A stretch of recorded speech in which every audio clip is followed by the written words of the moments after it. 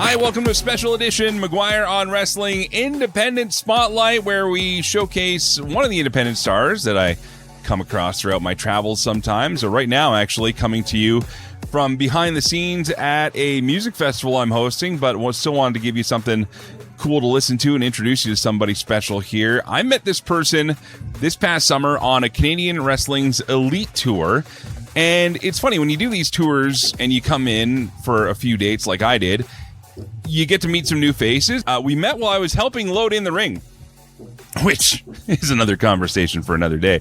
But nevertheless, it was someone who I was automatically kind of wondering, what do they do here? What do they bring? And then I found out that she has actually been wrestling for some time and has been wrestling around the world, mostly because, unlike a lot of the independent stars we talk to here, she is not Canadian. She's not from North America, as a matter of fact. I'll let her tell you her entire story. But German-born LORY has been wrestling and has had some opportunities throughout her career. And I'll tell you right now, if you get a chance to see her live in person, do it. Because she brings a certain presence that you'll hear about in this conversation. And I really enjoyed it. It sounds kind of diabolical when you hear what we both enjoyed, but was a moment. But either way, check out LORY. LORY is her name.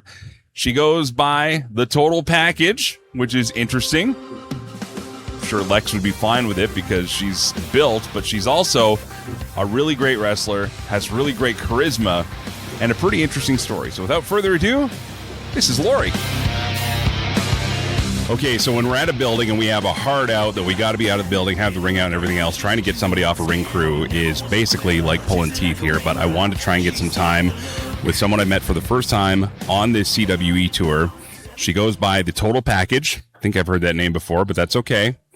From Bremen, Germany. And that's really where you're from.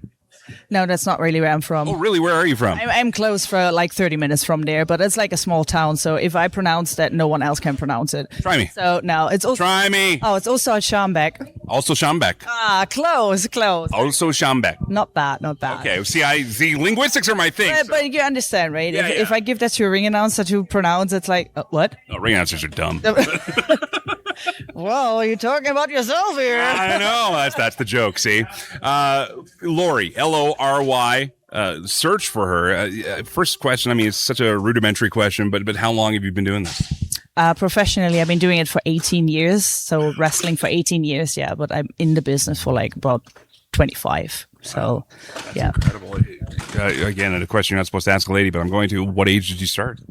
I think I was around 14, 15 years old. Okay. Yeah, quite young. And did you train in Germany, or where did you get your start? I did start out in Germany, yeah. What's a German wrestling school like? Well, the thing is, like, I didn't go to like a proper German wrestling school, so it has like developed since like I left Germany. Like, you have like certain like indie promotions who have like their schools and stuff, which is great. Don't get me wrong, but I didn't have that when I started out. So, well, it's funny. We were talking to AJ Sanchez, who again is like a 20+ year in the vet. I've been in the business longer than I was in radio, and that's since Jesus was a child, you know. So it's been a minute, but yeah, we talked about that even here in North America, where, you know, back when you were starting, I guess it was probably the same thing, like trying to find an actual wrestling school. It wasn't like today where you just Google and you can find like 100. No.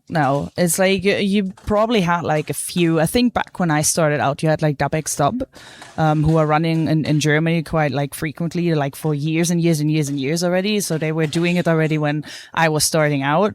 I don't think at that time they maybe had like a training school that only came like later.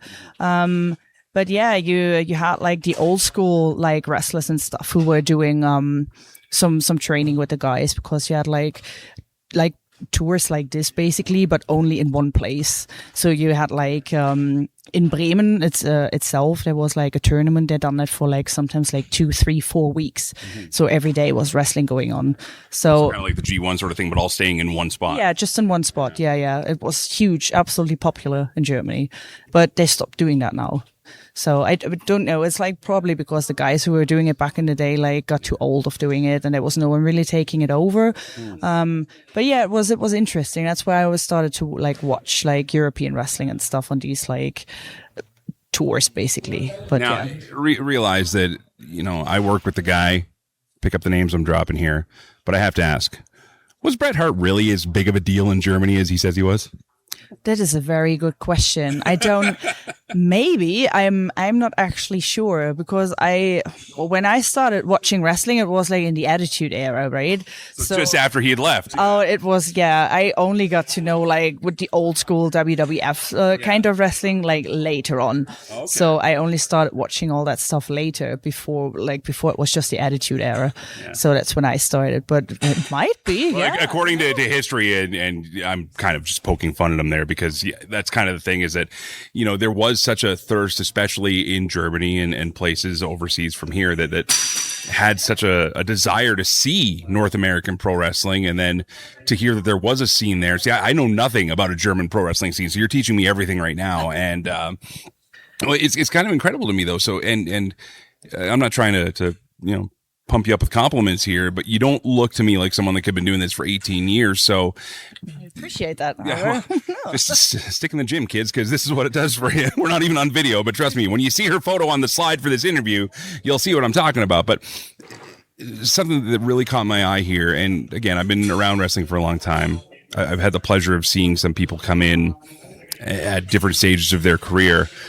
You've obviously been doing this for a while, but this presentation of LORY, was this always you, or how did this come to be? Where was your start? Okay, because you come out, and to paint the picture for the fans out there that are listening right now, you come out, you're very well, like, athletically built here. You're very quite strong by the looks of things. I mean, just by looking at you, but you have a powerful, but at the same time, a very almost, pardon the word here, but almost like a graceful presence, but you're mean, you're a real jerk, and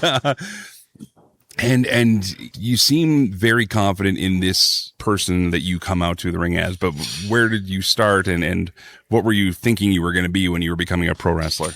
So when I started out, I was nothing like what I am now. Okay. Absolutely nothing. No, I was really skinny. I didn't have any muscles on me. When I started out in Germany, and I was going like on the scene to do some wrestling and this and that, people were laughing at me. They were like, "She's not a real wrestler. I mean, look at her," this and that. I was young. I didn't know any better, right? I didn't have like proper wrestling gear and stuff. I just like threw things together where I thought like, "Oh, this is gonna look cool and stuff." My wrestling was, not good. Yeah, not good. Yeah, pardon me. But I got to learn becoming a character like later on when I met my partner, because we met on the German wrestling scene. So he's Belgian, and we met there, and it clicked, and we got together. And when I was 21, I left Germany and I moved to Belgium, and he started training me. So all the stuff I thought I knew beforehand, it's like I had no clue. I honestly had no clue. But he trained me the way he was training the guys. So he didn't see me as a girl in the ring. He see me like, you're one of the guys. You just train the same way. You get treated the same way. And that was the best thing that ever happened to me. So it's like my character just developed over the time. I started out being his manager on the side. So we had like this whole kind of lord kind of gimmick. So it was a lot of like picking and choosing, like watching Bobby Heenan and watching Sherry Martel, like watching all the great like managers from back in the day. And I just picked bits and bobs from everything, and I just interpreted in my manager skills. And because I was not afraid, like Sherry back in the day, to step in the ring and get thrown away, like by the guys and this and that, it made it so much more fun. But my wrestling character, like, came from, I started out with getting my first proper gear and stuff. And I had like face paint as well. So because Sherry used face paint back in the day, so I created my own. And it just went from there. And then I started like proper getting into the gym and stuff. So I developed my muscles, which made me stand out even more from the girls that were on the circuit already. And I trained as well as with my partner, but I also trained with Paige's mom and dad. So in England. So I did have that background and the knowledge to pick from them as well. So we were there for quite a few years. And just over the time, I just became more and more aggressive. My wrestling style just became more and more aggressive. So my character just, back in the day, I called myself Lady LORY. And then I basically just dropped the lady bit. Sounds really weird if I say this now, but I just dropped the first part of my name and just became LORY. So, and having Germany's best kept secret or the total package in front of it is like developed out of the idea of like, I haven't wrestled in Germany since I left there. So that's been 18 years. So I haven't been back in Germany wrestling at all. Is there still a German wrestling scene? There's still yeah. It's been quite big, to be honest, yeah. But I made my career outside of Germany. So starting out in France, going to England, going then all the European like countries you can think of, going Australia, going to the Philippines and stuff. So my character is just becoming more myself, just more like tuned up like 150%. Yeah, so you're turning the volume up to 11, right? Yeah. So in the ring, I can, yes, as you can say, I'm a bad girl, yes, and I love it. Well, and it's funny when you say Sherry Martel. That was kind of what I was thinking. Is you definitely can tell that influence there. You're very vocal in the ring. I said this to you earlier that I don't find it humorous, haha, but I find your interactions with the fans entertaining. Can we talk about what happened in Medicine Hat the other night? And for those that don't know, Becky Beach is your opponent from 365 Wrestling out in Vancouver Island. She has a very sunny, very positive character. Picture Bailey, original Bailey on steroids, like 100% here as far as energy goes. Has the friendship bracelets, everything else. And I was there. I was standing right next to her at the souvenir stands when a young fan walked up to her. Her name was Stella. And she comes up and gives Becky Beach a custom-made friendship bracelet she made for her. I don't know how she knew her, but she knew her. And she's all excited. And then Becky takes her friendship bracelets off in the ring. LORY gets a hold of one. What happens, LORY? What happens? Oh, I don't recall any of this. No, that's a joke. You don't recall holding it and then maybe just dropping it accidentally and stepping on it? No, I definitely made sure that that little girl was watching me putting that bracelet on the ring floor and just making sure I stepped on it as hard as I could and just telling her that I don't need friends. So I just broke her heart and made her cry really bad. Made her cry really bad, like to the point where we're like, oh God, this is going to be like traumatic therapeutic need for her for the rest of her life. But I mean, that to me is part of it. As gross as this sounds maybe to somebody that's just tuning in on the radio and doesn't know what a pro wrestling show is, this is kind of the art of it here. I don't want to go behind the curtain here, but I mean, like, is that something you've done before? Maybe it's young girls in the crowd and made them openly weep in terror?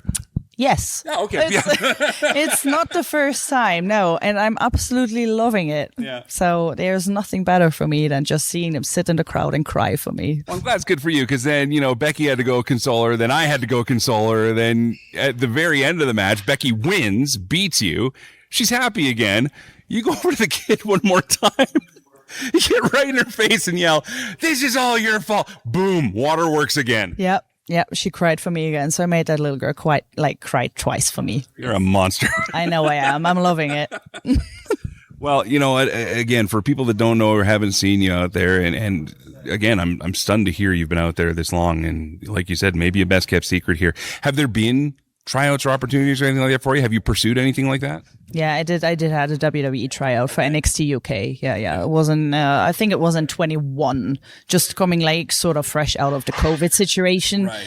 But yeah, it did happen. Yeah. A 3-day tryout. Yeah. Well, friend of the show, buddy of mine, Nick Aldis, he's getting his first WWE match finally after all these years. So you know what? Never say never. But, again, thank you for taking the time to sit down and chat. LORY, LORY. Is how you look her up. Give us your social handles here. So you can find me on Instagram, which is _LORY_87. Or you just put LORY87 in there. It will come up at some point. My Facebook, you can find me under LORY Pro Wrestler or LORY Born Angry. because I'm just born angry. That's just how it is. And I do have an X account as well, which I'm not really using a lot, so I can't actually remember my handle. Something with LORY as well. Sure, so yeah. I mean, you've been following me on there. So. Yeah, you followed me back. So, but apparently you don't know what you followed me with. Oh, no, there you go. It's all good. I'm not on there. Like I don't use X that often either, to be honest with you. So no, all my stuff I usually post on Instagram. So yeah. Okay. Well, there you go. Instagram, LORY87. Look for her there. And again, just keep doing what you're doing because it's highly entertaining. And I hope that more of our side of the world gets to see you do what you do as well. Because it was great meeting you. And just try and smile once in a while, would you? Oh, no, I don't smile. Why would I smile? I'm angry all the time. Born angry. Secret, that's my secret. Born angry. All right. Thank you, Lauren. Thank you.